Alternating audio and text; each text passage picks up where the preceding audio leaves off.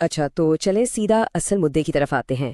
حال ہی میں ہم نے ایک ایسی بے مثال فوجی کارروائی دیکھی جس نے سب کو حیران کر دیا۔ 400 سے زائد جنگی طیارے، طیارہ بردار جہاز اور تباہ کن بحری جہاز، اور یہ سب ایران کے اندر اہداف کو نشانہ بنا رہے تھے۔ یہ کوئی روزمرہ کا واقعہ نہیں تھا، بلکہ ایک ایسی کارروائی تھی جس کی تاریخ میں کوئی مثال نہیں ملتی۔ تو سوال یہ ہے کہ مشرق وسطیٰ کے حالات آخر اس نہج تک پہنچے کیسے؟ پرانا نظام ٹوٹ چکا ہے، نیا نظام ابھر رہا ہے۔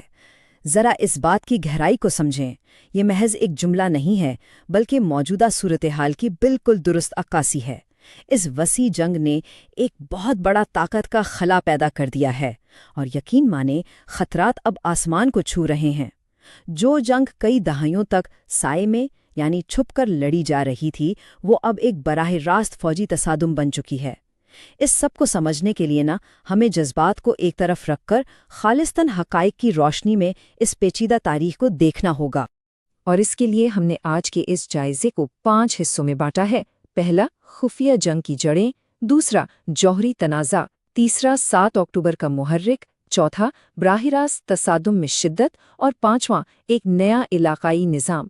تو چلیں اس 40 سالہ پرانی پہیلی کو سلجھاتے ہیں۔ شروع کرتے ہیں اپنے پہلے حصے سے، خفیہ جنگ کی جڑیں اور اس پورے نیٹ ورک کی تشکیل۔ تو یہاں سب سے اہم نقطہ یہ ہے کہ موجودہ حملوں کو سمجھنے کے لیے ہمیں تقریباً 50 سال پیچھے جانا ہوگا، کیونکہ یہ دشمنی کوئی راتوں رات تو پیدا نہیں ہوئی۔ ایران نے کئی دہائیوں میں ایک بڑی زبردست حکمت عملی تیار کی، جس سے پیشگی دفاع یا فارورڈ ڈیفنس کہا جاتا ہے۔ اس کا سیدھا سا مقصد یہ تھا کہ امریکہ اور اسرائیل کا مقابلہ اپنی سرحدوں پر کرنے کے بجائے دور دراز علاقوں میں ایک کثیر القومی فوجی نیٹ ورک کے ذریعے کیا جائے، یعنی جنگ کو کسی بھی طرح ایرانی سرزمین تک پہنچنے ہی نہ دیا جائے۔ اب ذرا اس ٹائم لائن پر نظر ڈالیں۔ یہ دکھاتی ہے کہ کیسے خطے کے عدم استحکام نے اس نیٹ ورک کو پھیلنے کا موقع دیا۔ کہانی شروع ہوتی ہے 1979 کے انقلاب ایران سے۔ پھر 1982 میں جب اسرائیل نے لبنان پر حملہ کیا تو ایران نے موقع پا کر حزب اللہ کی تربیت شروع کر دی، اور پھر وقت کے ساتھ یہ نیٹ ورک پھیلتا گیا، یہاں تک کہ 2006 میں حماس کی کامیابی نے اس پراکسی نیٹ ورک کو مزید مضبوط کر دیا۔ ایک طرح سے یہ پورا ایک دفاعی حصار بنتا گیا۔ یہیں سے ہم آتے ہیں دوسرے حصے کی طرف، جوہری تنازع اور اس سے جڑی مختلف حکمت عملیاں۔ دیکھیں، پراکسی جنگ کے ساتھ ساتھ ایک دوسرا محاذ بھی گرم تھا، اور وہ تھا ایران کا جوہری پروگرام، خاص طور پر وہ زیر زمین تنصیبات جو پہاڑوں کے اندر انتہائی گہرائی میں بنائی گئی تھیں۔ اب اس سے نمٹنے کے لیے دنیا نے 2 بالکل مختلف راستے اپنائے۔ ایک طرف صدر اوباما کی سفارتکاری تھی، جس کے نتیجے میں 2015 کا جوہری معاہدہ ہوا تاکہ یورینیم کی افزودگی کو روکا جا سکے، اور دوسری طرف نیتنیاہو اور پھر ڈونلڈ ٹرمپ کی انتہائی دباؤ والی حکمت عملی تھی، جس میں سخت پابندیاں اور فوجی کارروائی کی دھمکیاں شامل تھیں۔ 55,000، جی ہاں 55,000۔ ذرا سوچیں، یہ کوئی معمولی نمبر نہیں ہے۔ یہ ان خفیہ ایٹمی دستاویزات کے صفحات کی تعداد ہے جو 2018 میں ایک بالکل فلمی طرز کے خفیہ آپریشن میں اسرائیلی انٹیلیجنس ایجنسی موساد نے تہران کے گودام سے نکالی تھیں۔ اسی بہت بڑے ذخیرے کو استعمال کرتے ہوئے نتنیاہو نے ٹرمپ کو قائل کیا کہ ایران دنیا سے جھوٹ بول رہا ہے، اور بس یہیں سے امریکی پالیسی نے ایک بہت بڑا یو ٹرن لیا۔ اور یہ چیز بڑی خوبصورتی سے واضح کرتی ہے کہ اس ایک فیصلے نے کیسے ایک پورا چین ری ایکشن شروع کر دیا۔ جیسے ہی امریکہ معاہدے سے نکلا، ایران نے جواب میں یورینیم کی افزودگی تیزی سے بڑھا دی۔ اس سے ایران کے اندر موجود سخت گیر عناصر اور مضبوط ہو گئے کہ مذاکرات کا تو اب کوئی فائدہ نہیں۔ حالات اتنے خراب ہوئے کہ امریکہ نے ایک ڈرون حملے میں ایران کے سب سے اہم ملٹری اسٹریٹجسٹ جنرل قاسم سلیمانی کو ہلاک کر دیا، جس نے پورے خطے میں ایک بھوچال لا کھڑا کیا۔ جس کے بعد ہم پہنچتے ہیں تیسرے حصے پر، 7 اکتوبر کا محرک اور خطے کے جمود کا خاتمہ۔ اس ساری خفیہ جنگ نے اس وقت ایک نیا رخ لیا جب علاقائی اتحاد بدل رہے تھے، لیکن پھر اچانک سب کچھ بکھر گیا۔ دہائیوں تک اسرائیل نے خاص حکمت عملی اپنائے رکھی، جسے عسکری زبان میں گھاس کاٹنا کہتے ہیں۔ مطلب یہ کہ جب بھی حماس یا کسی اور گروپ کا خطرہ بڑھے، محدود فوجی کارروائی کرو، خطرے کو دباؤ اور پھر پرانی حالت پر واپس آ جاؤ۔ یہ وقتی کنٹرول کا ایک طریقہ تھا، لیکن 7 اکتوبر کے واقعے نے ثابت کر دیا کہ یہ حکمت عملی تباہ کن حد تک ناکام ہو چکی تھی۔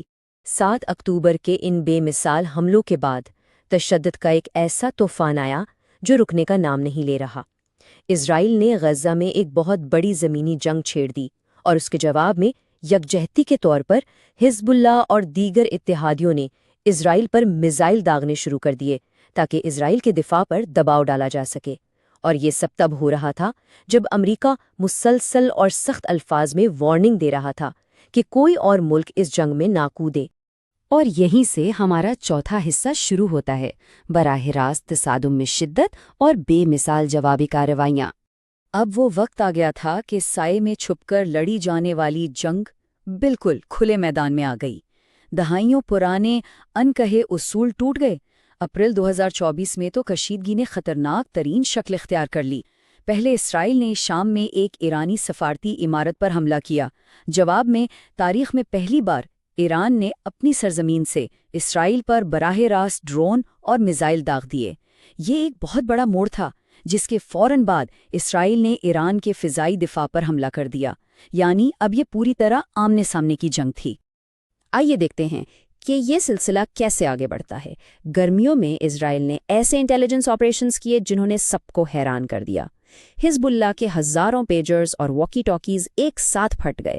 پھر ستمبر میں ایک بڑے فضائی حملے میں حزب اللہ کے طویل مدتی رہنما حسن نصر اللہ کو قتل کر دیا گیا، اور ظاہر ہے اس پر خاموشی تو نہیں ہونی تھی۔ اکتوبر میں ایران نے ایک اور بہت بڑا جوابی میزائل حملہ کیا، جس نے حتمی طور پر ثابت کر دیا کہ درپردہ جنگ اب قصہ پارینہ بن چکی ہے۔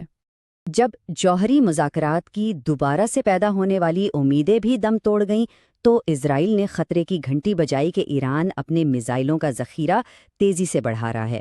نتنیاہو نے نئی امریکی انتظامیہ کو قائل کر لیا کہ اب بس حتمی کارروائی کا وقت آ گیا ہے، جس کا نتیجہ ایک مشترکہ اور بے حد تباہ کن حملے کی صورت میں نکلا، جس میں امریکی سٹیلتھ بمبارڈ طیاروں نے سیدھا ایرانی سرزمین کو نشانہ بنایا۔ اور اب ہم اپنے آخری حصے کی طرف آتے ہیں، ایک نیا علاقائی نظام اور جنگ کے بعد کے حالات۔ اب اس حوالے سے جو چیز واقعی دلچسپ ہے نا، وہ یہ ہے کہ اس بے مثال تباہی کے بعد عالمی سطح پر دو بالکل مختلف قانونی اور سیاسی بحثیں چھڑ چکی ہیں۔ ایک طرف دلیل یہ دی جا رہی ہے کہ یہ اختیار کی جنگ تھی کیونکہ کوئی فوری خطرہ نہیں تھا، اور قانون کے مطابق پہلے سے حملہ کر دینا محض کشیدگی بڑھانے کا باعث ہے، جبکہ دوسری طرف کہا جا رہا ہے کہ یہ ضرورت کی جنگ تھی، کہ 7 اکتوبر کا سبق یہ ہے کہ دشمن کے ناقابل تسخیر ہونے سے پہلے ہی اسے ختم کرنا ضروری ہے۔ ہمارا مقصد یہاں کسی ایک موقف کی تائید کرنا نہیں ہے، بلکہ ان دلائل کو موضوعی انداز میں سمجھنا ہے۔ لیکن اس سب کی قیمت کیا چکانی پڑی؟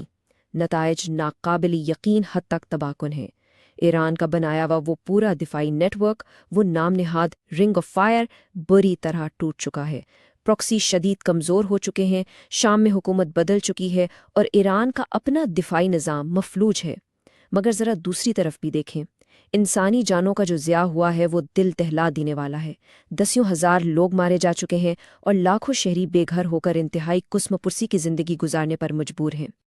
اور اس تمام تجزیے کے بعد ہم اس ایک بنیادی سوال پر آ کر رکتے ہیں۔ مشرق وسطی کا پرانا جغرافیائی اور سیاسی نقشہ یقیناً ٹوٹ چکا ہے، عسکری طاقتیں بدل چکی ہیں، لیکن یاد رکھیں محض ہتھیاروں سے امن نہیں آتا۔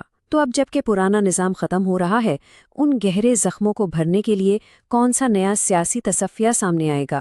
اصل امن تو ہمیشہ مذاکرات کی میز پر ہی طے ہوتا ہے نا؟ امید ہے اس جائزے نے آپ کو اس پیچیدہ